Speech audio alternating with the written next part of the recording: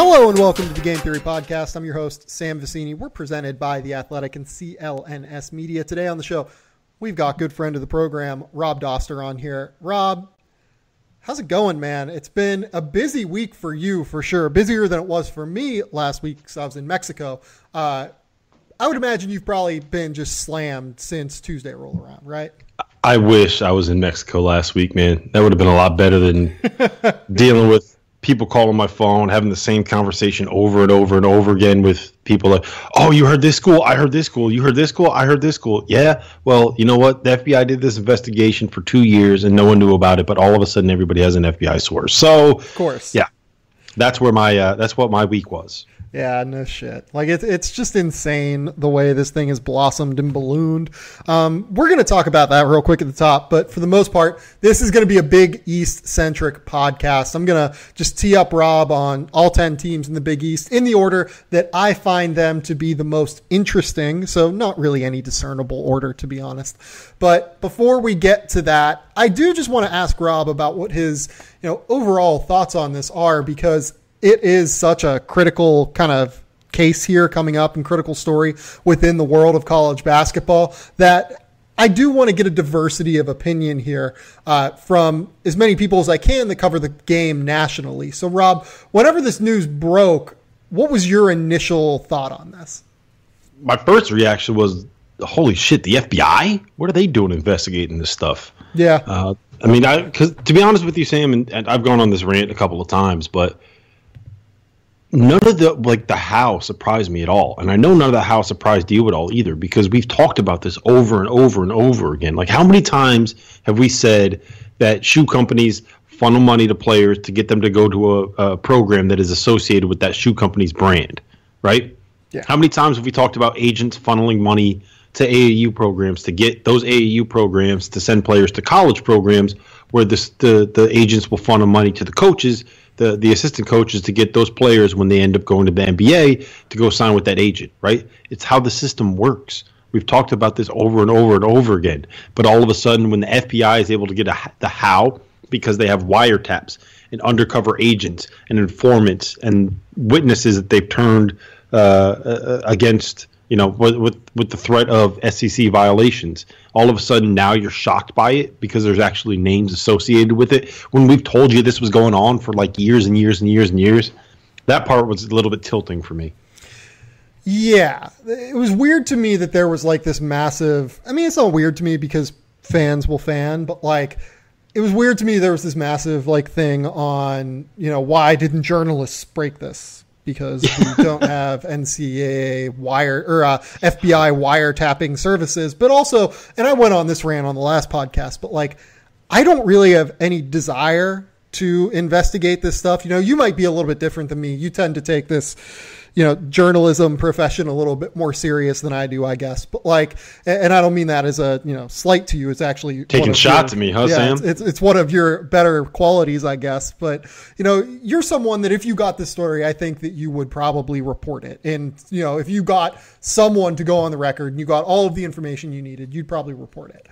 My thing is like, I don't really want to report that because I think at the end of the day, what I'm doing is harming some 18 to 19-year-old kid's life. And they're the one who's most hurt by me reporting it.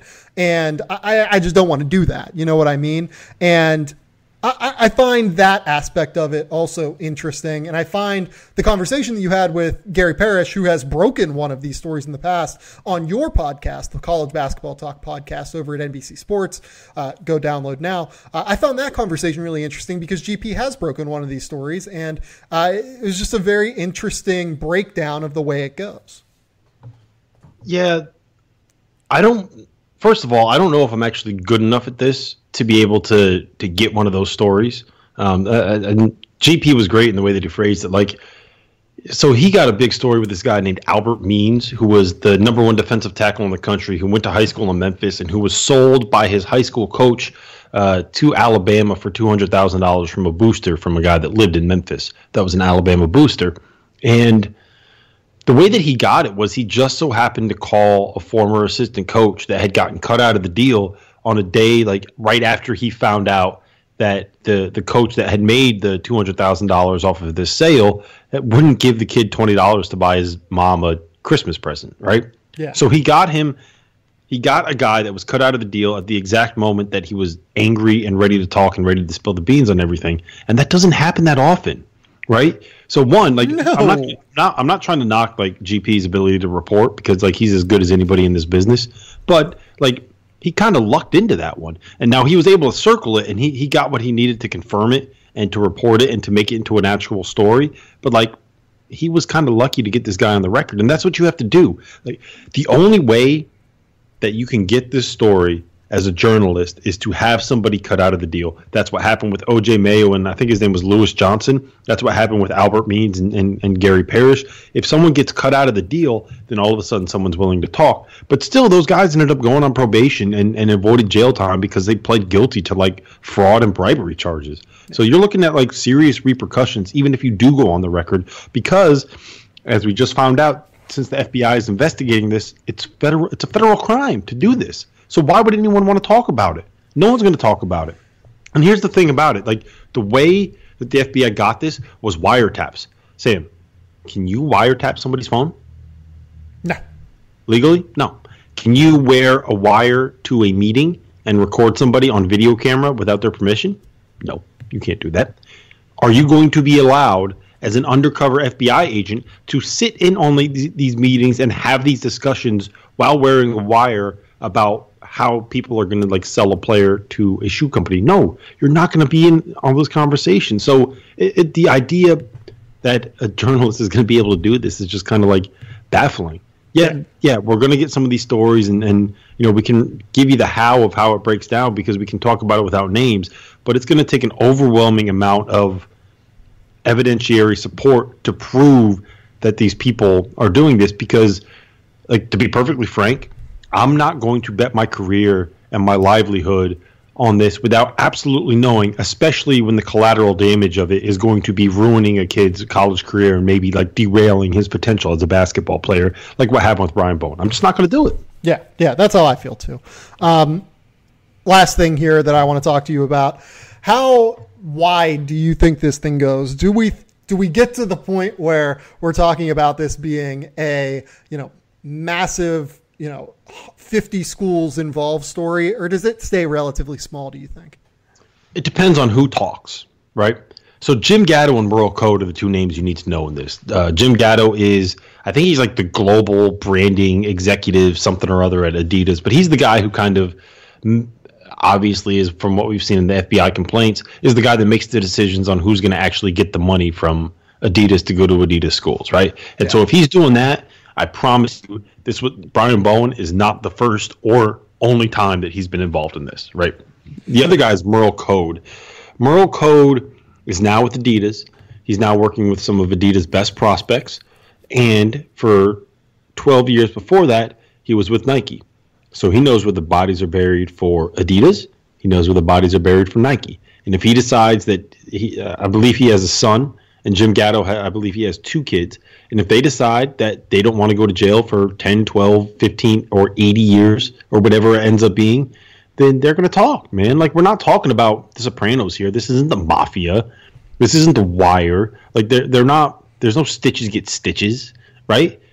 All that's going to happen is these guys are going to start talking about it, because what's going to happen, of course they're going to roll over on, like, head coaches that are worth millions of dollars. Unless it's John Calipari. I don't know if I would roll over on John Calipari. He probably still has connections somewhere.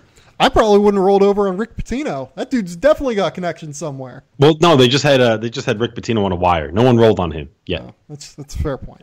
At least not intentionally. It was the one guy, the one cooperating witness that kind of launched this whole thing. But yeah, Pitino, Calipari. When there's a vowel at the end of the name, you might not want to snitch on them. That's why I'll never snitch on you, Sam. Thank you, Rob. I appreciate that. Shout out to Marty Blazer, by the way. A solid Carnegie Mellon University alum like myself. Gotta love it. Yeah.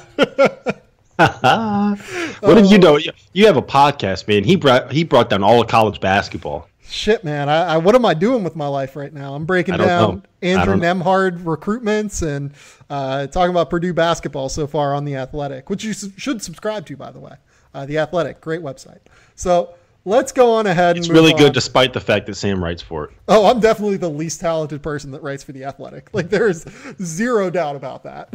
Let's talk about the Big East here. We're going to do this again, like I said at the top, with the most interesting teams that are in the Big East. And to me, the most interesting team always begins with Villanova in this league over the course of the last 4 years.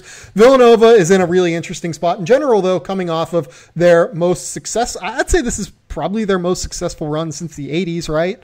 Like, just what's happened over the course of the last 3 years, 5 years, maybe even.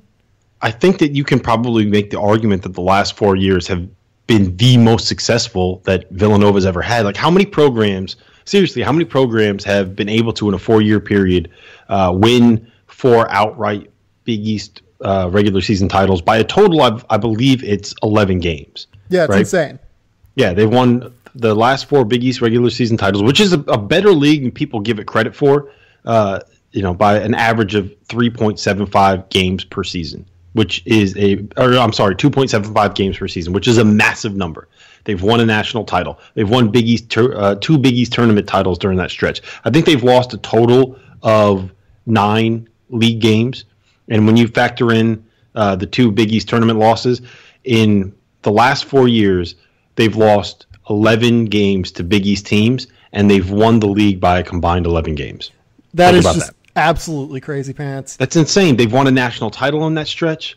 And, the only thing that I would hesitate to bring them down a little bit is that they've been upset 3 times in the NCAA tournament during that stretch. But, they've won a national title, too, so that kind of wipes it all out. They've been unbelievably successful. And what Jay Wright has done over the course of the last 4 years, in my mind, has completely changed the narrative on him as a head coach, right? He had a good run. He looked like he might be pretty good in the late aughts, I guess is how you would say. They made a Final Four. Scotty Reynolds era. Scotty Reynolds. I love Scotty Reynolds. Then he kind of had a little bit of they went downhill a little bit. They changed some of their recruiting philosophy. They went after the wrong guys. They started recruiting to the top 100 lists instead of recruiting guys that would fit at Villanova. But they got back to their hashtag brand. And, ever since then, I don't know if this thing is ever going to stop rolling, man. And you know what the cool thing now is, though? You mentioned that they started going after top 100 kids or whatever that don't really fit the Villanova ethos of basketball. They're starting to get back into that, area where they get elite level kids, but they're getting the kids that fit incredibly well with what Jay Wright wants to do. Like Cole Swider is a 2018 commitment for them. Stretch 4, tough kid, knocks down shots, chirps his ass off on the basketball floor. It's great. I am a fan of that kid. Brandon Slater is a 6'6" wing who's going to be a tough defender for them by the time he's done. I really, really like what they have done on the recruiting trail over the course of the last couple of years. Who'd they beat? Duke for Jermaine Samuels? Yeah. It's crazy. And here's the thing. Jermaine Samuels is going to be so good in what Villanova wants to do. I don't know if he'll be an instant impact guy as a freshman because you just don't see that unless you're Jalen Brunson, who, he's not a freak athletically, but he's a freak when it comes to basketball IQ and intelligence and understanding the game. He's on another level. But unless you're like Jalen Brunson like that, you don't really have that much of an impact for Villanova as a freshman just because they're so good at developing these guys. Who are you going to play Jermaine Samuels over? Michael Bridges, Eric Pascal, Amari Spelman? There's just Dante DiVincenzo. Phil Booth, who everyone has forgotten, was the guy that scored 20 points in the national title game. Yeah, Phil Booth exists. There's just so many good players, and they're old and they're veterans. But Jermaine Samuels, even Cole Swider, they're these switchable kind of combo forwards that kind of have the perimeter skills of a 2-guard, but they're big enough to play in the paint. And it's just that brand of guy, the Josh Hart, the James Bell, that kind of dude Hilliard. All those guys are just that's Villanova. But now instead of getting the guys that are borderline top 100 dudes who are going to be really good as seniors, they're now getting guys that can come in and at the very least they're going to play a role off the bench as freshmen. And it's a scary thing to think about if you're other Big East teams. I don't know what you can do to catch them. They're just so good. Yeah, so let's talk about the guy on this team who is probably my second pick for National Player of the Year this year in Jalen Brunson. if you look at what Jalen Brunson did in conference play last year, he was arguably better than Josh Hart, who was my vote for National Player of the Year last year. Jalen Brunson averaged 16.1 points, 4.6 assists, and 3 rebounds per game in Big East play, with a 67 true shooting percentage, a turnover rate that was below 18, which is okay for a point guard. Not elite, but it's fine. But his true shooting percentage was 67% on usage that was like extremely high. That is remarkable to me. And the fact that he was able to do that while still taking on a lot of the burden in terms of distributing the basketball is just crazy to me. He is unbelievable. It's unbelievable to me that he is still as underrated nationally as he is. See, I don't know if he is underrated. I think people just kind of appreciate him for what he is. And what's going to be interesting for me this year to see with him is... Okay, so what do you think he is, though, would be my question, though. I have him as we had him as the first guy off of our first team preseason All-American team. And we went with Miles Bridges as the preseason National Player of the Year. I don't know. I never thought about a second guy because I think that Miles Bridges is the shoe-in. But I like, if you're going to tell me that Jalen Brunson is the second, the runner-up to that, like, I don't know if there's a valid argument against it. I don't know if that's the one that I would pick. I think you could put Alonzo Trier in that conversation. I think you could put Michael Porter Jr. in that conversation. Devontae Graham is in that conversation. I think you need to have, Bagley and Ayton also mentioned there. I think that you need to at least think about Joel Berry at North Carolina. But Jalen Brunson is certainly right there in the mix. And the only reason he's not a first-team All-American for us right now is because we decided that at the time it was between him and Alonzo Trier, and we went with Trier because we figured he's probably going to average 20 points on a potential national champion and a team that is going to get votes for preseason number 1. And leaving him off of the first team it didn't make sense and it didn't work for us. But Brunson, this is from an NBA scout. Here's what he told me. He is the highest IQ basketball player that this scout has ever seen. Yeah. And has ever scouted. Like the way that he understands the game. And I think that's why people don't realize quite how good he is, because it was phrased to me like this by a workout guy speaking about Tyus Jones, is that the way that he maneuvers the court, not just himself, but the players on the floor, the players on his team, he gets them in positions where he knows they're going to be effective, where he knows if this guy makes a cut here, it's going to drag this defense this way, and it's going to open up this pass, this angle, this driving lane, whatever it is. He understands the game on a level that's higher than people than anybody else. And so he doesn't do this because, it's easy to see that John Wall is a great basketball player. It's easy to see that Malik Monk or De'Aaron Fox are great basketball players. But unless you really understand what you're watching, it's hard to know just how good Jalen Brunson is. But if he ends up being a preseason first team or second team All-American on every outlet, which is I fully expect him to be, like, I don't know that you can say he's underrated for how good he is. He's just not he's not a guy that's dunking on people. It's a one and done. So, I think you could put Deonte Graham in that same conversation. I think you put Joel Berry in that same conversation. Just their style of play makes it so they're not as highlight worthy, which means that maybe, I don't know, they don't get the same kind of hype. But I think people appreciate how good he is. So I guess that my thing is, like, you're comparing him to Devontae Graham, right? Like, he is considerably better, I think, than Devontae Graham. And that's not a slight on Devontae, who I think is, a potential All-American this year as well. I think Jalen is like a legit step above him. Like, he averaged, 3 or 4 points a game more in conference play. He averaged 10 points higher on true shooting percentage in conference play than Devontae Graham. He turns the ball over a little bit less. Like, he does all of that stuff that you just mentioned in terms of his intangibles and the way that he affects the court with ease, in a way that, Devontae Graham hasn't had the opportunity to do yet. We don't necessarily know for sure just because of Frank Mason's, dominance over the ball on that offense. But, it's just remarkable to me that, like, this guy is, for me, the second best player in college basketball this year. And maybe I am overrating Jalen Brunson is the problem.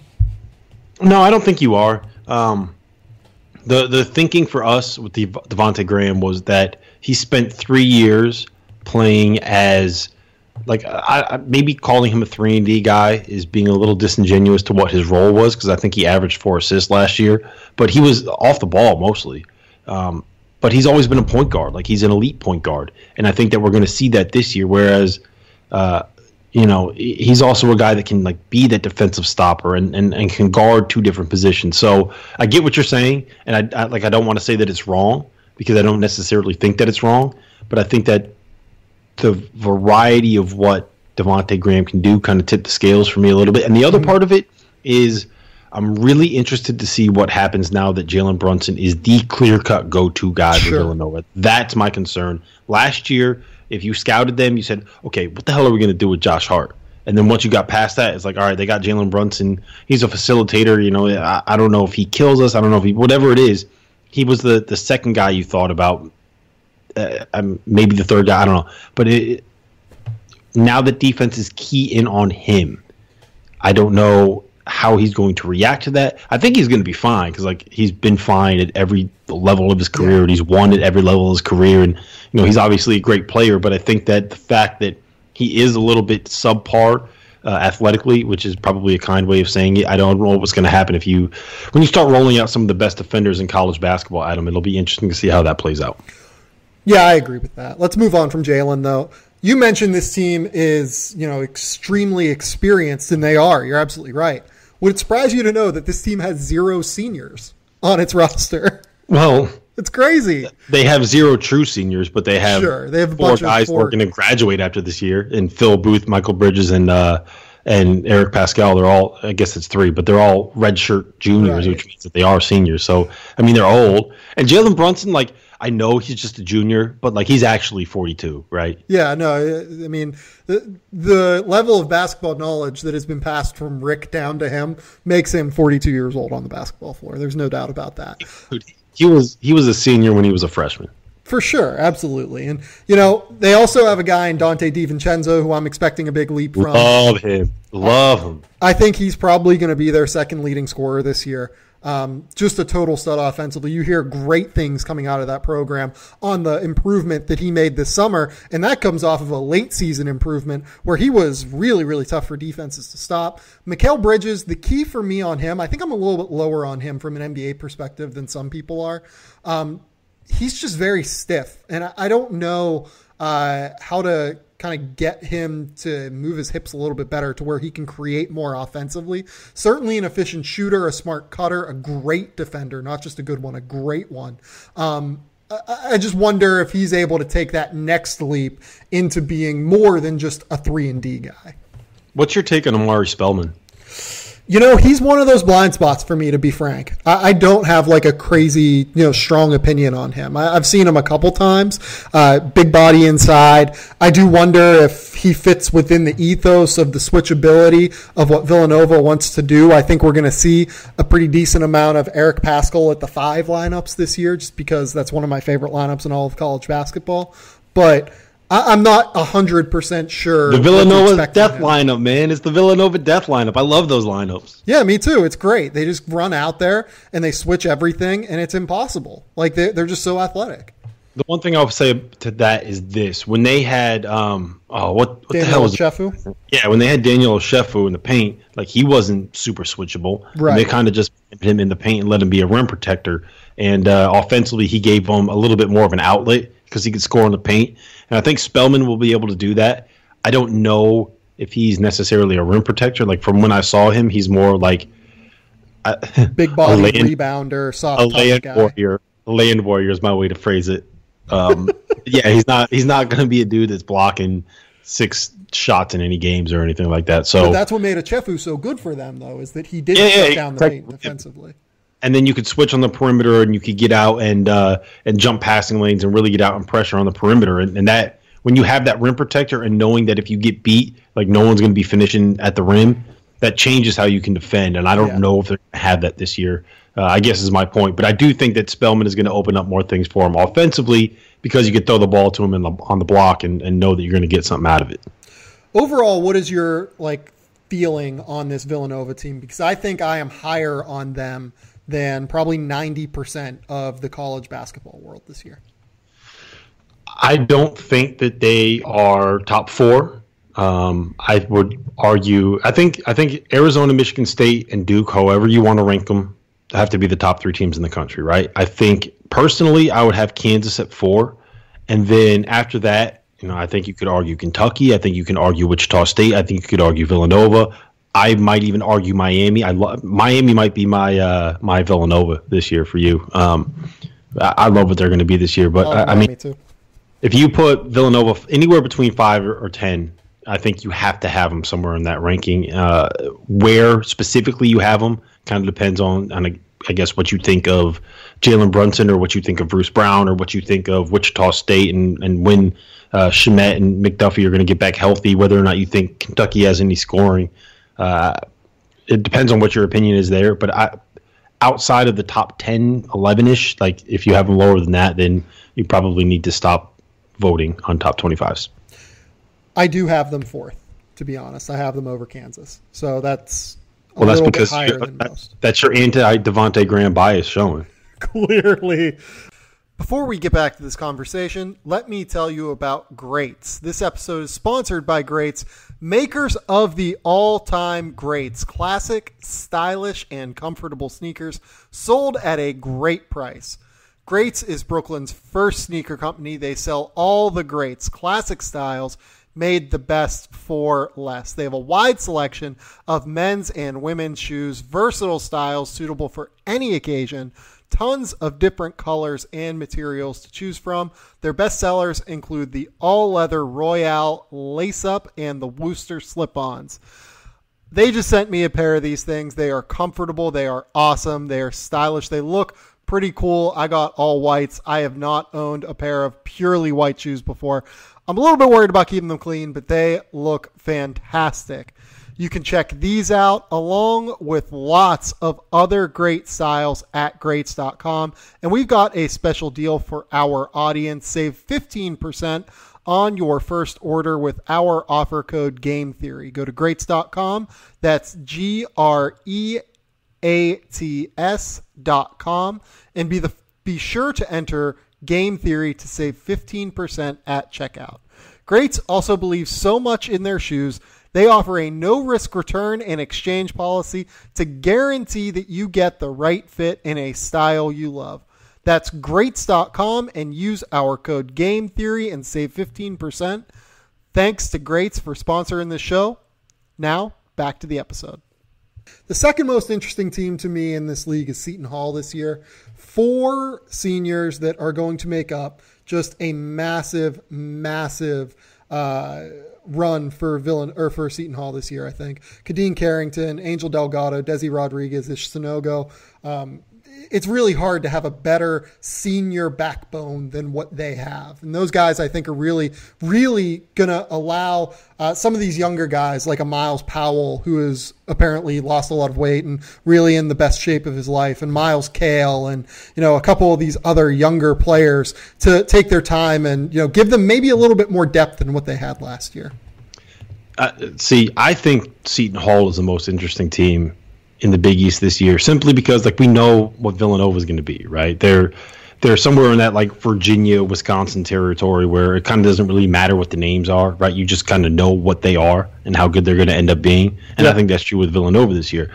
With Seton Hall, I don't really know, but I kind of think that they might end up being 4C good, they could be Final Four good. This team, what do we always say about college basketball teams, right? You want to be old. Yep. You want to get old and stay old, or they're old, man. They have a senior class, Kadeen Carrington, Desi Rodriguez, Angel Delgado, who are New York kids Delgado's from the Dominican Republic, but they went to high school there. They're from that area. They have people in that area. They're playing for that area. They're putting Seton Hall back on the map. They are tough. They're going to get after you and defend. Delgado, I love watching him play, man. The way I have this thing about players that can really get after the glass and just go out there and kind of play with a little bit of a reckless abandon, and that's what he does. I think what he averaged 16 and 14 in Big East play last year. When we talked about this, and I think we have him as a second team preseason All-American, and Raphael Johnson, my colleague over at NBC Sports, called Delgado the best rebounder in America, and you can't really argue with that, can you? Oh, he's very clearly the best rebounder in America. He was a better rebounder than Caleb Swanigan was last year. He is just unbelievable on the glass. If you actually compare Angel Delgado and Caleb Swanigan's numbers from, I want to say it's like January 20th onward. Like Swanigan averages like 1 or 2 more points, maybe like a half an assist more a game. Delgado averages 2 rebounds more and shoots a higher percentage from the field. They're really, really tight in terms of the actual production that they brought to a team. Now, Swanigan can stretch the floor a little bit. Weirdly, he actually is a little bit more mobile defensively, despite that being one of his weaker aspects of his game. So he has a little bit more use there for me. But at the end of the day, these two guys were comparable in terms of production. And Caleb Swanigan was, by many, a very clear-cut first-team All-American. And nobody really talked about Angel Delgado in that same manner. And I think that was wrong last year. He was unbelievable last year, and I agree with you. I think that second-team, third-team All-America teams should have Angel Delgado listed. Yeah, I think you can make the argument even that if you want to have him on the first team, he can be there. If you're going to frame your All-American teams as you need 2 guards and 2 forwards and 1 center, like I think you got to have Delgado on the first team. I don't really think there's a better quote-unquote big guy in college basketball than him. My question for you, and I'm curious to get your take on this, is how concerned are you about the whole point guard situation there?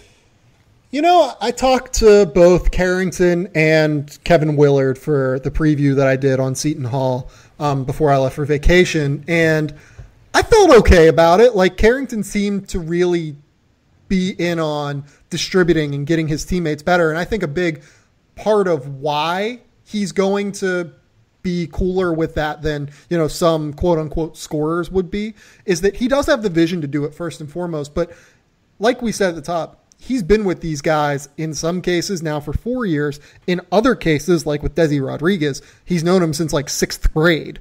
So I think he's going to want to get his teammates and get his friends a little bit more involved in the game if that's his role and that's the role that Kevin Willard wants him to play, which it is, according to what Willard told me. So I do think that it's going to be okay there. The big guy for me on this team has always been Desi Rodriguez. He's just, slightly inconsistent in terms of what his production is. He has those 25-point, 30-point outbursts, and then he has in some big games like 8 points or 6 points on 1 of 7 from the field, or he just kind of loses confidence a little bit. If he can kind of even it out, I think he can be a first-team All-Big East type player. That's what his talent indicates, is a 6'6" forward who can knock down threes and slash and get out in transition. So I'm okay with the point guard position. I just want to see Desi Rodriguez reach his absolute full potential, which I think he's capable of.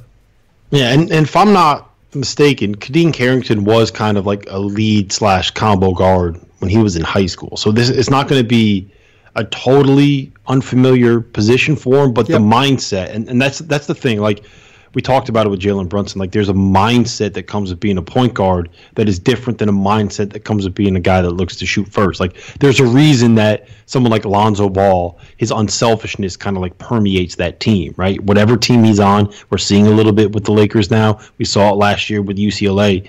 When he's there, it changes how that team operates. And like, to take nothing away from Kadeem Carrington, because I mean, he's a hell of a player, but he's never proven to be that guy. Yeah, like, he wants to get buckets, right? So he's never proven to be that guy, and I don't know if that's something that you can just turn on. Like, that's a gift that you're born with, in the same way that you're born with like a 40-inch vertical, or you're born being 6'6" or whatever. I think that mindset is it's not something that you can necessarily develop. It's something that you have or you don't. And I don't know if he has it, but that doesn't mean that I think he's going to be entirely ineffective. I don't know. It's just, that's the thing for me to watch this year, is how that point guard situation works out. Because I don't think that Carrington even really needs to be like that much of a scorer. Guys like, I fully expect Miles Powell to take a step forward this year. Me too. And make up for the fact that Desi Rodriguez is a little bit inconsistent. So if I had to guess, like, I think you're going to get 15 and 13 out of Angel Delgado, right? And I think you're going to get like 13 and 5 out of Kadeem Carrington, and I think you're going to get 13 or 14 points a game out of Miles Powell. And then what Desi Rodriguez becomes is the guy that, sometimes he goes off for 30 points, and when he does, like, you're going to win those games. And sometimes he goes, like you said, with 6 points and 1 for 7 from the floor. But when you have 3 other guys on that team that can go off for 20 on any given night, I don't think it really matters. So that's what makes me intrigued by this team. But it's just, like I said, the idea that they don't have that kind of natural point guard on the roster, that's always a red flag for me when it comes to, like, look, to reference Duke last year, as a sophomore, Grayson Allen averaged 3.5 assists per game, right?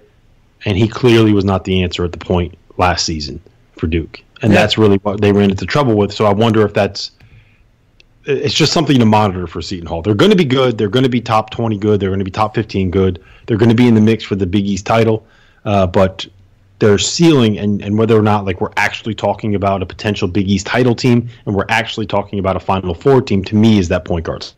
Yeah, I agree with that. Let's move on. Let's talk about Xavier. Whenever I was looking at this league from afar before I started getting into the nitty-gritty, I kind of thought Seton Hall number 2, Xavier number 3. I've actually flipped on that after doing a bit more in-depth kind of background on these two teams, and a lot of that has to do with just Trayvon Blewett being a total stud. Like, Trayvon Blewett probably will lead the Big East in scoring this year, but more than that, I think he might be the most polished, versatile scorer in all of college basketball. What do you think of that?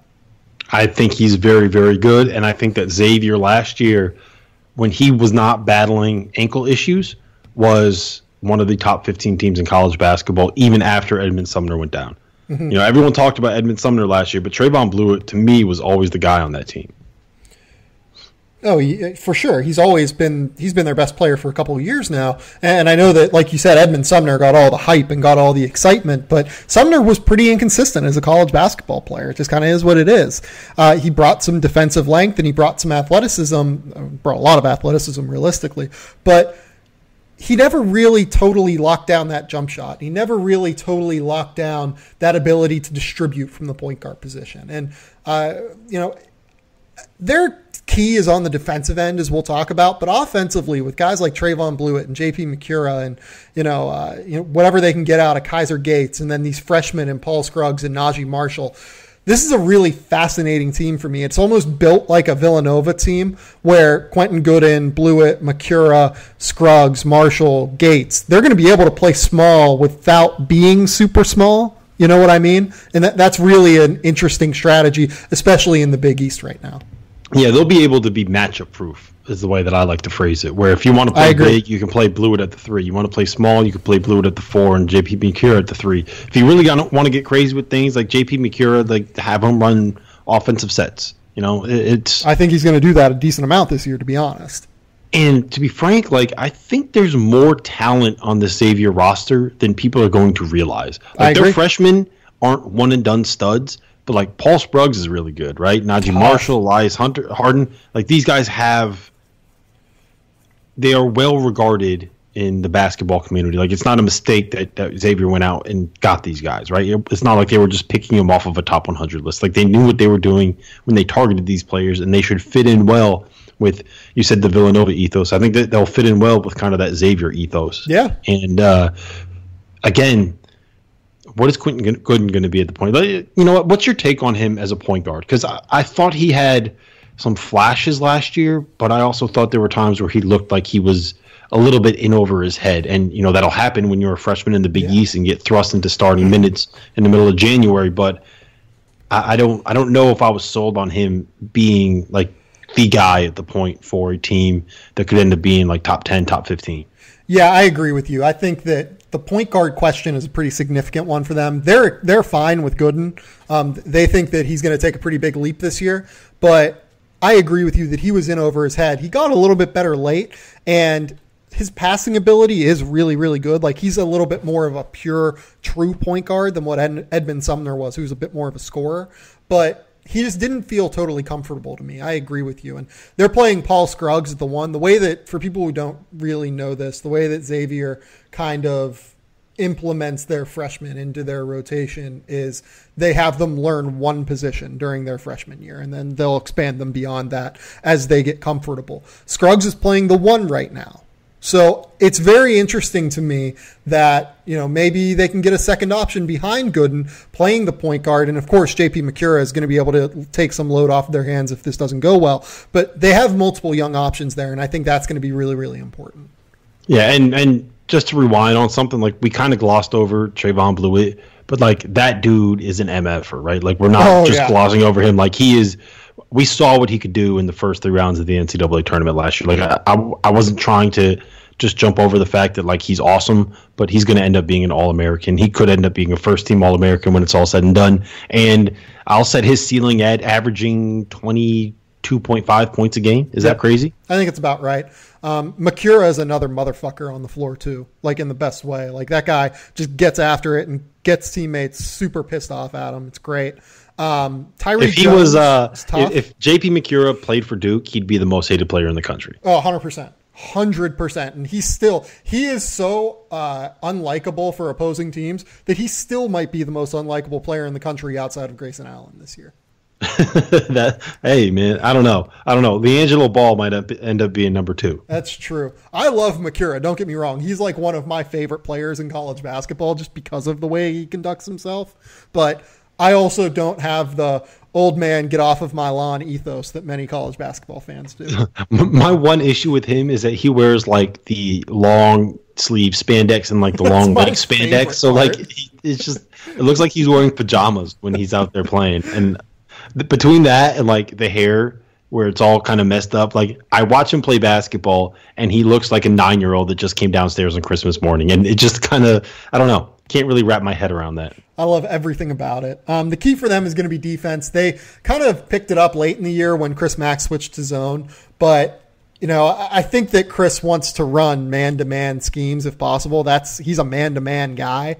I'm going to be interested to see if getting longer players like Scruggs and Marshall in there can help him do that a little bit more, playing Kaiser Gates a bit more at the 4, maybe allowing Tyreek Jones to play a bit more an athletic, tough guy inside. So we'll see. I like this team a lot. I think the key is going to be, does their defense go from really not great last year to average this year? And here's the one difference the one reason why I actually entertain the idea that they might end up better than Seton Hall is that Xavier knows how to win. Like they have dudes that have been through it. They have dudes that have won. Chris Mack I think you could put him up there with one of the top 5 to 8 coaches in college basketball, maybe a little lower than that, but he's at least in that conversation. A little lower, but yeah, I think that he's in the conversation. I think you can make an argument for him that he could be somewhere in the top 8, and I don't think that would be crazy. And I mean, he's won. He's been to 4 Sweet 16s. He's been to an Elite 8. So he understands how to win. I don't know if to take nothing away from Kevin Willard. I just don't know if Seton Hall is quite at that point. Yeah, no, they aren't. Let's move on and talk about a team that I would not have anywhere near 4th, but they're fascinating. St. John's, Shamori Pons and Marcus Lovett. Great scorers at the guard position. They do bring in Justin Simon, a long defensive-minded, 6'4", 6'5" guard who I think can take off a lot of pressure from them. Marvin Clark, another guy from Michigan State that is big. He can at least provide some depth. Bashir Ahmed, I think, is one of the more underrated players outside of the Big East in college basketball. They still have Kasum Yakwe. They still have Tariq Owens. They still have a lot of guys that, these guys are athletic. They're good basketball players. I'm just going to be interested to see how does all of this fit together and can they kind of coalesce as a team? Yeah, they are. I think you're exactly right when you say that they are fascinating because I just have absolutely no idea what to expect out of them. Like we know what Shamori Pons and Marcus Lovett are. Like they're little guards that want the ball in their hands and kind of love to score, right? And in Lovett's case, maybe he can create a little bit, but they're kind of guys that want the ball to have the ball in their hands and make a play. Justin Simon, he was a 5-star prospect coming out of high school. He went to Arizona. He couldn't get any burn at Arizona, transferred to St. John's. I don't necessarily know what to expect out of him. Marvin Clark is a transfer from Michigan State. I mean, he was effective there in the roles that he played, but he wasn't really a star. I think that he would be solid in a role that you could ask him to play for St. John's, but I'm not necessarily sold on him either. So I don't really know what to expect. This strikes me as the kind of team that will end up going somewhere like 9-9 or 10-8 in the Big East, and they'll probably end up winning at Villanova, and then they'll probably end up losing at home to Georgetown. Yeah, I agree with that. This is going to be a very inconsistent team, it feels like to me. But they have the talent to make an NCAA tournament run, I think. Like, purely on a talent basis, if Chris Mullen can get the most out of this group, which I think the jury is out on still at this stage, the talent is there for an NCAA tournament run. I would not bet on it. but I'm at least intrigued by the mix of pieces and how they fit together. Yeah, there are definitely pieces there for Chris Mullin to mold. I just wonder, is Chris Mullin the guy that's going to be able to mold them there? I don't know. There's so many like unknowns, I guess. Maybe that's the wrong way to phrase it, but there's so many things that I could see going, oh, well, you know what, that could end up going great. Like Shamori Pons could end up being a guy that averages 20 points a game. He'd also end up being the guy that averages 20 points a game because he shoots 25 times a game. So I wonder how it's all going to fit together, right? Yeah. And I don't think that we've yet seen a situation where Chris Mullin can kind of say, like, when you give John Calipari more talent than he actually needs, like he finds a way to make it all work and have guys buy into a role, right? Coach K has not been that great at being able to do that to date, right? He did a little bit with Quinn Cook when Quinn Cook was a senior and won that 2015 national title, but they didn't exactly live up to expectations last season. Part of that was because there was a little bit of a power struggle within that roster, if that makes sense, right? Yep. So I wonder which one of those things kind of plays out. It'll be on a smaller scale, without question, but I wonder how that ends up playing out with St. John's. The biggest thing and the most important thing with all of this that I always try to think about when I'm looking at these teams and these rosters and trying to predict them is role allocation and role acceptance. And I wonder how that's going to work out with St. John's. I'm not saying it can't happen. I'm not saying that it's going to happen that way. It's one of those things where it's like it's an unknown, if that makes sense. Yeah, I agree with you. Let's talk about Butler. Butler goes from the Chris Holtmann era to the LaVall Jordan era. They do still have Keelan Martin, still have Kamar Baldwin. Those are awesome, excellent pieces to build around. Tyler Weidman as well. Paul Jorgensen is going to be there. Freshmen, I think, are going to be key. They need probably a pretty early production from Aaron Thompson and maybe even Christian David as well. But this is a program that just continues to kind of turn over and rebuild and end up fine. So how do you see this Butler year kind of going? Oh, man. I tough, think, right? Here's the thing. I never, ever want to bet against Butler because if I've learned anything, like betting on them to underperform, like you're going to end up losing that bet, right? But I also think that Chris Holtmann wildly outperformed what he should have, considering the pieces that he had on that roster during his time at Butler. I think Holtmann is a fantastic basketball coach. And LaVall Jordan, like, he could end up being that guy. I don't know if he ends up being that guy. I will say this, though. I do think that Keelan Martin is a terrific scorer. I don't think he's quite like in that Trayvon Blewett conversation, but I do think he is a guy that if you can kind of rein him in and keep him from firing up heat check after heat check after heat check, can get you 25 points and a half. Legitimately, like he's done it. He can get you 25 points and a half. And I think Kamar Baldwin was one of the most pleasant surprises last year. Like who did he play with in AAU? Was it Kobe Simmons with the Atlanta Celtics? Yeah, he played with Kobe. Yeah, I believe it was Kobe Simmons. If he was on the Atlanta Celtics, which I don't really remember, he played with Kobe Simmons. I'm going to say I'm 93% sure that he played with Kobe Simmons in AAU. And if it wasn't Kobe Simmons, it was someone of that like caliber, a 5-star guy that hated passing the ball. So he was kind of underlooked when he was coming out of high school because he didn't get as much shine on the AAU circuit. But he was really, really good last season. So I think with those two as kind of like a base to build a program around is a good thing. I just don't know if – like here's the sample size we have of LaVall Jordan as a head coach. 1 year at Milwaukee, goes 11-24, makes it to the final of the what is that? The Horizon League, Summit League, whatever it was. He made it to the final. Horizon League tournament, makes it to the final of the tournament. So don't really know what to make of it, considering that he took over that Milwaukee program when they were kind of like in the midst of let's just call it a reorganization within the athletic department. So I don't know what to make of that. Paul Jorgensen, that's the kid from GW. He's got some talent. They call him when he was in high school. They called him the Prince Harry of Rucker Park, I think it was, because he's got all the tricks, right? All the stuff that would make him a star on the N1 mixtape tour. They tried to coach that out of him at GW. I don't know how well that fit. So he could end up being a good player there. He could end up being a total bust there. But the big story with Butler in the long term, in the big picture, is what does LaVall Jordan end up being? and I don't think we really know. But if I had to guess, like, I think he's going to end up being really good, and Butler's probably going to end up outperforming expectations because, like, they always freaking do it.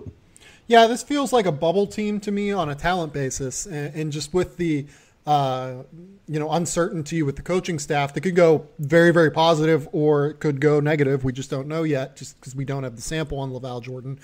This seems like the most up in the air team. Like, they could compete for like 12 wins if things really broke right and Keelan Martin ended up taking that leap into 20 points per game and Kamar Baldwin takes the leap that you and I both believe that he can take. But they could also end up, 7-11 if things go poorly, and Keelan Martin ends up displaying some of the habits that, Chris Holtmann got frustrated with regularly, it seemed like, whenever he would sit him for long stretches of second halves in competitive games. So tough spot for Butler in terms of projection this year. I'm very intrigued by seeing them.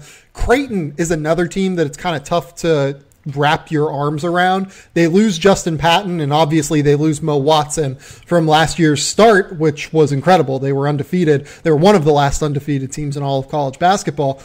This year, they do have Marcus Foster. They have Kyrie Thomas. That's a great start in a backcourt. The rest of it is pretty up in the air unless you're very high on Caleb Joseph. I'm not very high on Caleb Joseph. I'm a little bit higher on Davion Mintz. I think that he actually showed some things last season. And I think that he kind of fits that role of, like, he's good, but he's not going to have to be great. Playing alongside guys that like to shoot it, like Marcus Foster, and a guy who is Kyrie Thomas, to me, is one of the most underrated players in the country. Agree. I think he's a phenomenal on-ball defender. He's a guy that can make a three, and he's a guy, if you need him to, he can go out and get you, 15 or 20 points on a given night. But I guess, like, give me your take on this front court, man, because I don't really know. I don't want to be mean. Well, real quick, I want to talk about Kyrie Thomas before we get to the front court, because I agree. I don't know. Kyrie Thomas is maybe the best returning on-ball defender in the country. If he's not the best, he's certainly up there.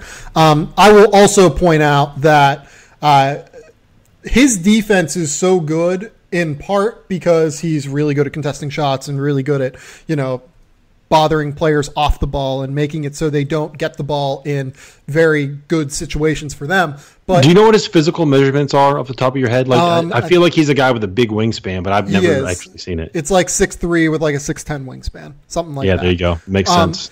But the key for him as well is that in a scheme where they like to get up tempo and like to, transition their defense into offense, Thomas is awesome at getting his defense, getting his incredible defensive abilities and forcing turnovers and creating offense from that. 32% of his offensive possessions last season came in transition, which I want to say was like in the top 20 of all college basketball players above like a certain, usage rate, like in terms of a standard, or above like a certain number of possessions in terms of a standard. So like he is really, really good at getting out in transition and creating easy baskets for Creighton. I think we should mention Ronnie Harrell Jr. as well.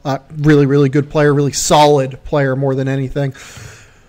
I would guess that, Toby Hegner is going to play a role in this front court. I would guess that the Martin Krampel guy will play a role, but the guy that they're excited about, from what I know, is Jacob Epperson. He's a kid from Australia that played at La Lumiere, or however you say that school. I always say Lumiere. Yeah. You gotta pretend you're French. Yeah, gonna let you do that. That's the guy they're excited about, I guess. Again, weirdly with Australians, because typically I do have a decent amount of background with them, but like I actually don't know a ton about his game, to be honest. Yeah, I've heard the name Jacob Epperson too, and I wonder just how much of an impact he's going to have as a freshman, because I think that unless you want to put all your eggs in the Toby Hegner basket, which it sounds like we're hating on him a little bit. Like he's good. He's a fine college basketball player. He gets the job done. He makes threes. He spreads the floor. He understands his role, and I think that has value, especially considering the fact that like we know who the studs are going to be on this team, right? It's Marcus Foster and Kyrie Thomas, right? So I think that's a good position for Epperson to be in, where maybe Hegner gets 25 minutes a game at the 5, and Epperson gets 15 minutes a game, and maybe by the end of the year he's getting 20 or 25 minutes a game, depending on how effective he is. Right, so that's a good position to be in.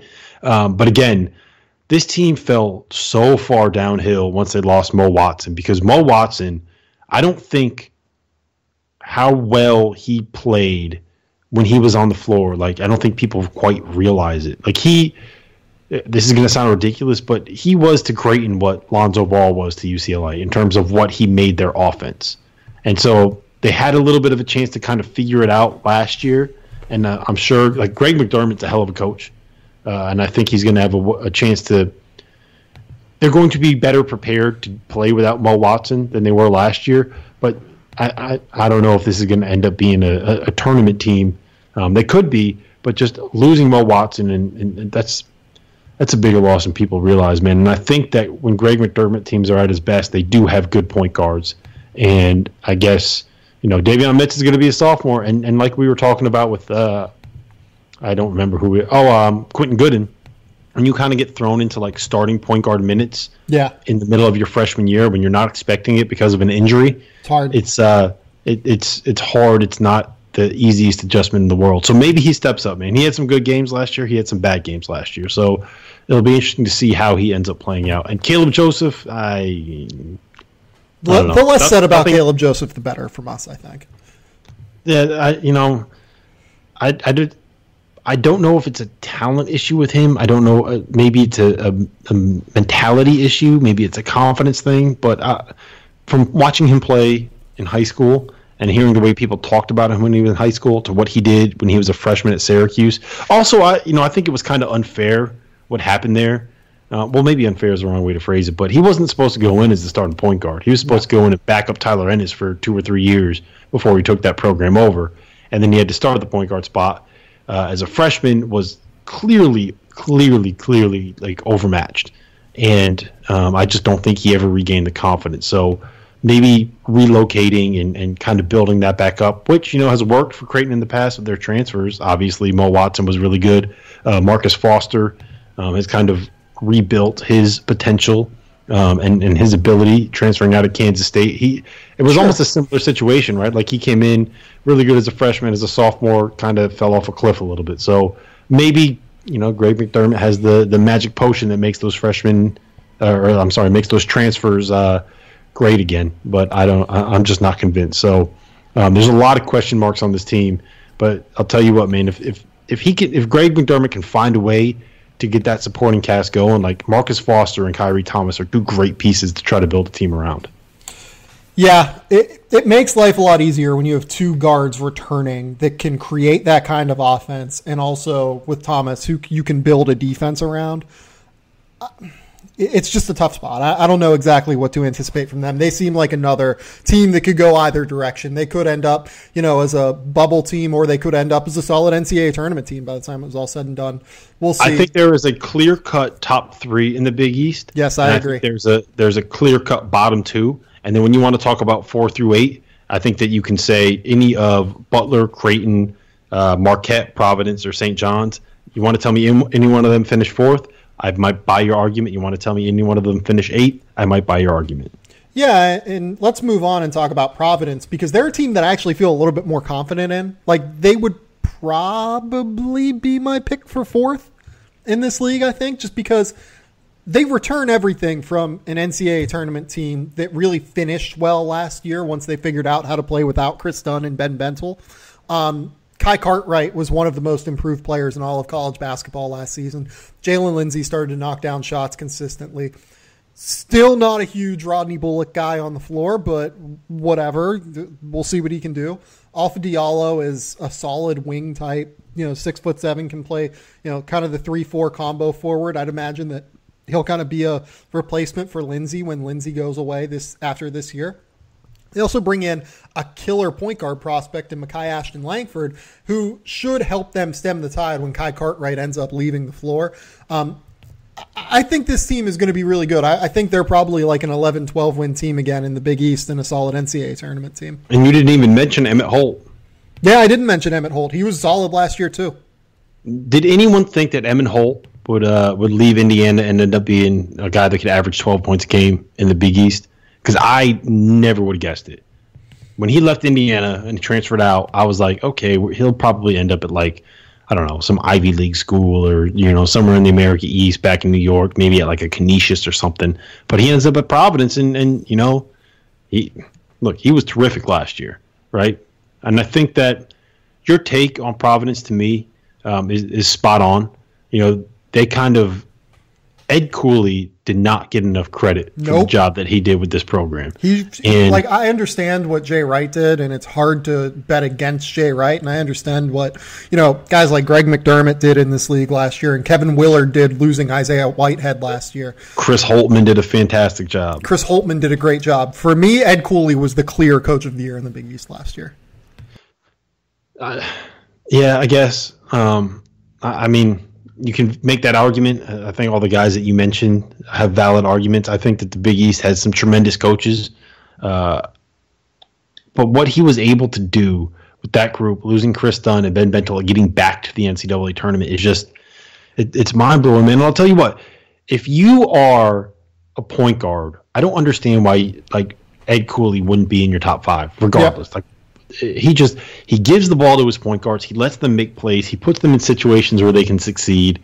And I think that he gets more out of his point guards than, I'm just kind of saying this off the cuff, so maybe it's not true, but he gets as much out of his point guards as anybody in college basketball does. Yep. I think if you look at what Chris Dunn is, like what happened to him in the NBA, right? He doesn't look anything like the player that he was at Providence. Some of the other guys that have put up huge numbers for him, Vincent Council. Bryce Cotton is Bryce Cotton. Bryce Cotton's been a guy who's stuck around the NBA a little bit, but is very happy in Australia playing too. Yeah, and so they got this Mekhi Ashton Langford kid coming in who was like a borderline 5-star prospect, but I'm sitting here like, okay, when do I pick him for an all Big East team? Should I pick him as a freshman or should I wait until he's a sophomore, if he makes it to a sophomore year? So I'm with you. If I had to pick today, I think I would probably pick Providence fourth, just because we kind of know what they are. Yep. I'm not sure they have the same ceiling as I don't know, like a Creighton or a St. John's, if St. John's puts it all together. But I think that since we know what their floor is, since we know that the group that they had last year was an NCAA tournament team, and they're going to add a 5-star freshman to it, and they're going to bring everybody back, and everyone's going to get a year older, and they do have a good freshman class coming in. I just think that their floor is very, very high. I would bet on them making the NCAA tournament. I don't know if they're going to be higher than like a 7 or 8 seed. I don't know if you could put them in the preseason top 25, but I do think that they're going to end up being right there in the NCAA tournament mix and, top 5 in the Big East at worst. Yeah, you mentioned just some coaches being great at developing point guards and just giving their point guards a lot of leeway. It's the same thing I wrote about today with Andrew Nembhard going to Florida. Mike White just rolls his ball out for the point guards and says, go. Like, he demands that they are physical at the point of attack defensively, but his 4-out motion ball screen offense is basically revolves around point guards getting penetration. And Casey Hill taking the leap that he did midway through last year was so important to how they ended up in the Elite Eight. So, I think that point guards, almost more than anyone, need to go to a situation where they can feel confident that they're just going to get the freedom to do what they need to at the position. Yeah, I'll agree with that. And Ed Cooley gives you that freedom. Yep. Yeah, he does. Let's move on. Let's talk about Marquette. It's not that Marquette isn't interesting to me, but again, I feel like we know a little bit more about what they are. They're a team who's going to struggle defensively. They're going to shoot the ever-loving shit out of the ball offensively. Marcus Howard, Andrew Rousey, Sam Hauser, all of them over like 42, 43% from three last year. Howard was like over 50% last year. His statistical indicators for his age are just ridiculous. He is unbelievable. Marcus Howard shot 55% from three, taking almost 5 threes a game. He's ridiculous. That's ridiculous. That's ridiculous. 55% from three, taking 5 threes a game. It is insane. He is really, really fucking good. Andrew Rousey, again, one of the better shooters in the country. They knew that when they brought him in from UNC Wilmington, if I remember correctly. Yes, sir. Hanif Cheatham, going to bring some guard play. He's going to be able to get into the lane. 6'4", 6'5" guy, 4-star recruit, has been there a while, knows the scheme. Hauser was a big piece that they brought in, Joey Hauser, his brother, an even more important recruit that they have gotten to commit to Marquette this summer. Really just a solid team that they're going to get Harry Froling as well in their front court by the time, December rolls around, mid-December rolls around after he transferred from SMU. And he is a monster. I know that SMU fans are probably not going to be excited about him just because he wasn't a fit for what SMU does defensively. But Froling is so skilled. He can shoot the ball. He can really, really pass it. He's a big body inside. He's going to be a really important piece for how they can, act defensively as well as, more importantly, offensively. Yeah, tell me if this makes sense. I don't know if Marquette's going to be all that good, but I do think they're going to be a lot of fun, and I do think they're going to be a threat to win every single time they step on the floor because you never know what night they're going to end up hitting 23s. I think what did they do against Villanova last year when they were down 17 and they ended up coming back and beating Villanova at home? There's going to be a couple of those nights where Marquette ends up, beating people that they probably shouldn't beat just because they catch fire and they can't miss. But there's also going to be nights where, they're probably not shooting the ball all that well, and I don't know if they're going to be great on the road this year. And it's defensively is going to be the big issue because that's where they were terrible last year. Do you have the numbers in front of you? They were like 200th in Ken Palm or something. They were not very good on the defensive end of the floor, and I just don't see them getting all that much better on the defensive end because it's not like Marcus Howard or Andrew Ramsey or Andrew Rousey, or Hanif Cheatham or any of those guys are going to turn into great defenders overnight. It just doesn't work that way. Andrew Rousey's 5'7". I think he's 5'10". Yeah, he's not a big guy. So, I can give you a number here. They were the second worst at-large team to make the NCAA tournament defensively last year behind Wake Forest. Yeah. So, hey, look, you know what? Marquette fans are going to have fun watching this team play. Yep. Make a bunch of threes. They're going to have some wins that give you great nights on a Saturday night.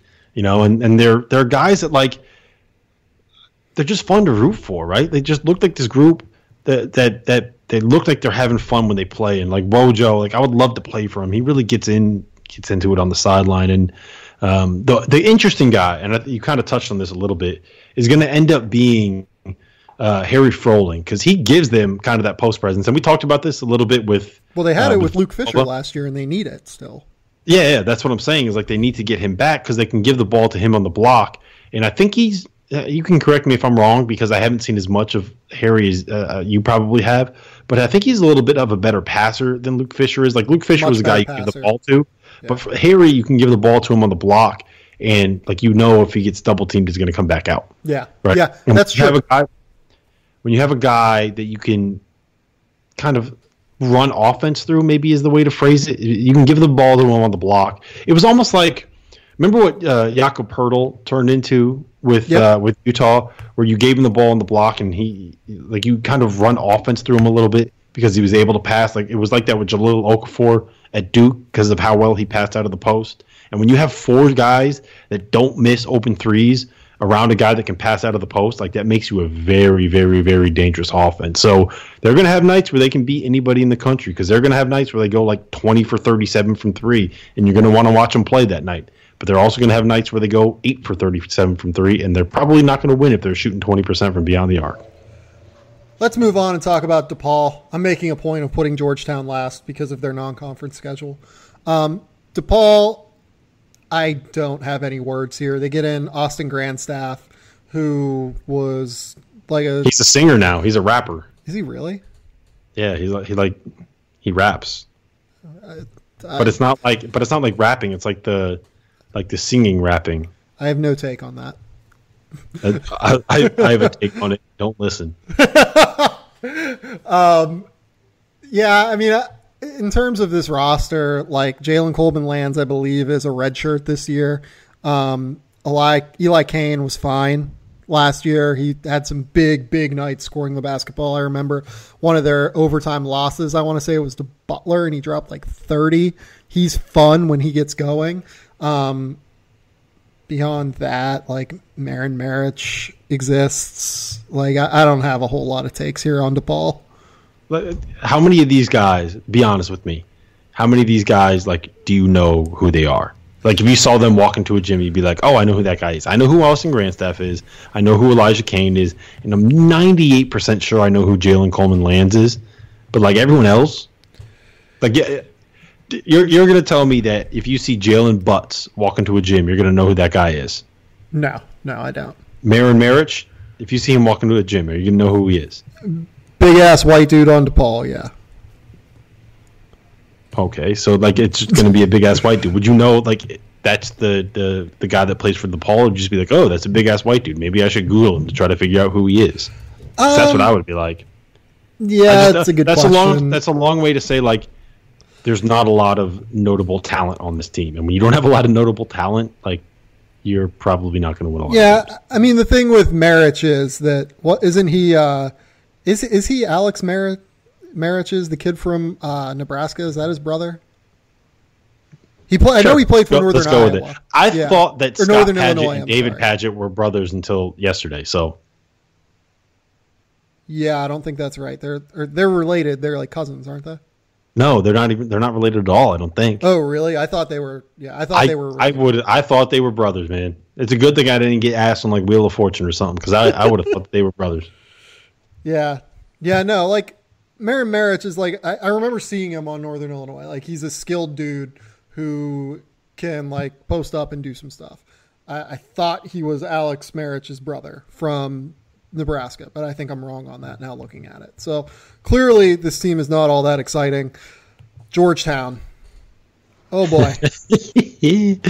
Oh, God. Hey, look, at least they're going to end up winning, like, 15 games this year. Sure.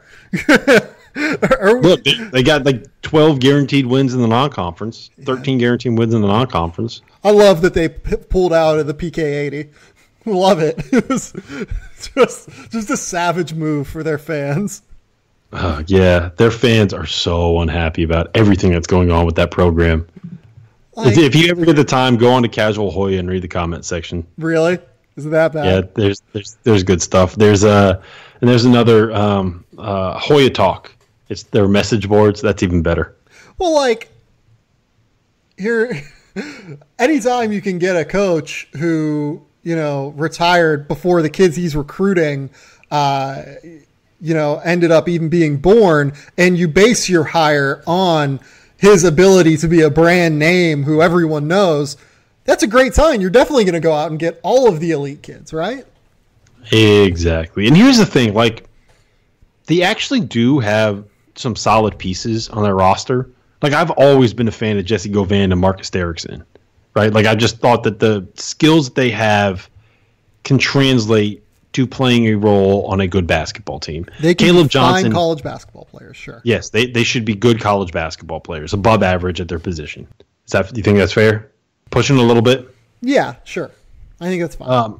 I think that Caleb Johnson is a guy that should be a very good role player on a team in the Big East.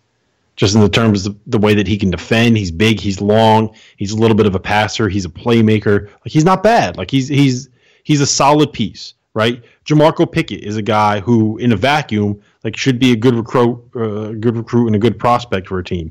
I think that they have nothing else. And that's the thing. Like, they have some good pieces, but beyond that, like, there are a bunch of good role players on this team, right? But when you have players that should be good role players that you're going to count on to, like, be the star of your team and to carry your team in a league that's as good as the Big East is, like, that's a recipe for disaster, man. Like, even like a guy like Eli Kane, right? At the very least, he's a guy that can win you a couple games on his own just because you never know when he's going to end up going for 30. Yeah. Right? But, like, who's going to go for 30 on this team? I think that their hope is that... Who's going to go for 20? Who's going to go for 20? Like, who are you scared about? Let me ask you this, all right? You are the head coach of a Big East basketball team, and you're about to play Georgetown. Who do you game plan to stop? Oh, I think you're game planning for Jesse Govan. Like, he's really skilled. Like, he is still a guy who can score with his back to the basket. He can step out and knock down threes. The key's just always been which Jesse Govan are you going to get in, night out? Like, is he actually going to decide to go inside and impose his will, or is he going to float? Like the issue, he is skilled. He can be like a go-to guy that ends up as an all Big East player. The issue is he just has to decide to do it, and I haven't seen any indication yet that he's going to do it. Yeah, that's fair. I just and Derrickson too. Derrickson is tough. Like Derrickson can go out and just bowl over guys.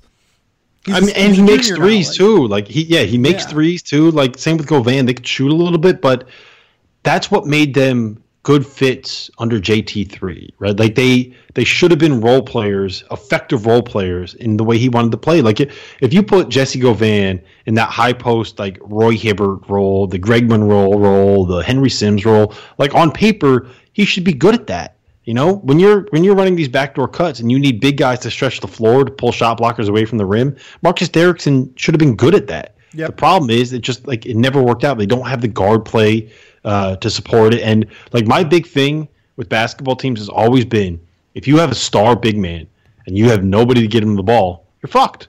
Yeah, I agree. You're absolutely fucked. And I just don't know if Trey Dickerson and Jonathan Mulmore are going to be able to do that. And like Dickerson's a guy who had some success. Spoiler alert, they aren't. I'll say this, like Dickerson's a guy who had some success in mid-major. What was it? I think he was at North Dakota last year.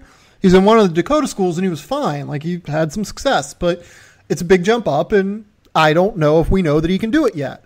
The rest of this roster, like, I just don't know what is – like, they really needed LJ Peak to stay in school to really, like, have a chance to do something this year. And I don't even know if that would have been enough, man. Like, LJ Peak, as good as he is, I don't know if he ends up being the answer.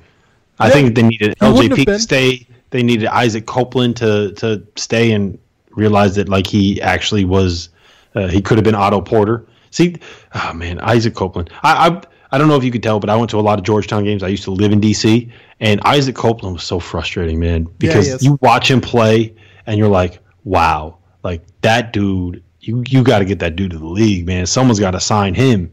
When you watch, like just looking at him, his physical profile, the skill set that he has, and then you watch him play and you're like, oh, man, like, why is he so scared? Why is he so soft? Maybe that's going a little too harsh. Like I'm making fun of the kid and I feel bad. I probably shouldn't do that. But it's going to be interesting to see what Tim Miles can get out of him at Nebraska, because I think that he is a dude that should be so much better than he was and so much more consistent than he was. The talent is all Big Ten this year. The downside is he averages like 5 points a game. Like that is how wide the chasm of possibilities is with Isaac. And he's got to get healthy too. You just said he's got to help. He had a back issue that kind of messed things up at Georgetown, so he's got to get healthy too. But like he should be better than he was, which was part of the reason it was very difficult to watch that Georgetown team. Which is why I'm glad I now live near Philly so I can go see Villanova all the time. On the plus side, at Hoya Madness this year, they can expect Meek Mill. Oh, Meek Mill. You think Drake's going to show up too? Drake's going to be due at Kentucky that night. Gun to your head, Robert Dauster. There you go.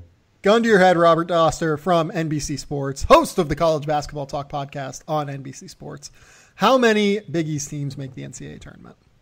I'm going to say 6. I'm going to say we know who 3 of them are, and then 3 of those other 5 that we talked about, Creighton, Butler, Marquette, St. John's, and Providence. I'm going to say 3 of those 5 make it in. I'd say Providence is probably the most likely, and I'm going to say that Butler is the least likely of those 5. I would also say the over-under is right around 5.5 for exactly the reason you said. There are 3 teams that we know, 5 teams we don't know that could go either way. 5.5 over-under, and I think that at the end of the day, I would probably bet over and bet on 6 making the field. You just kind of look around the league. This is the deepest league in college basketball again, probably this year, just from 1 to 10. At the end of the day, it's either them or the Big 12. Really, really good league this year, and I think that Big East fans should be excited to see it. Rob, what else? But it's not one of the Power 5 conferences, right?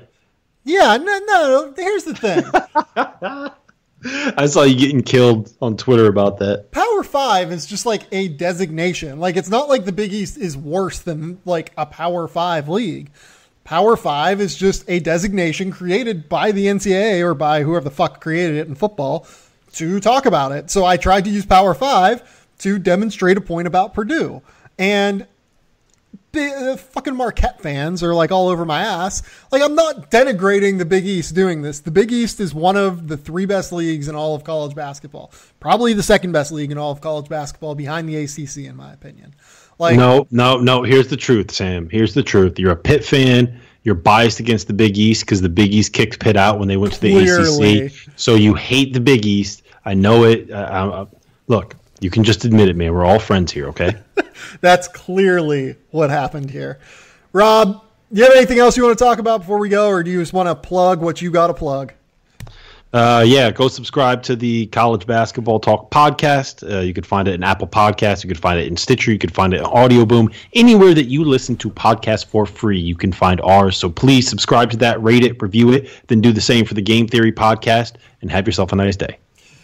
Thanks for coming on, Rob. I really appreciate it. This has been the Game Theory Podcast. As he mentioned, please remember to rate, review, and subscribe to both of our shows. We'll be back on Friday with either an NBA Draft podcast or an NBA podcast. I have not decided yet. I have to travel up to Spokane on Thursday, so it depends on what I find time to do in the meantime. So thank you all for listening, and until next time, we'll talk soon. Bye.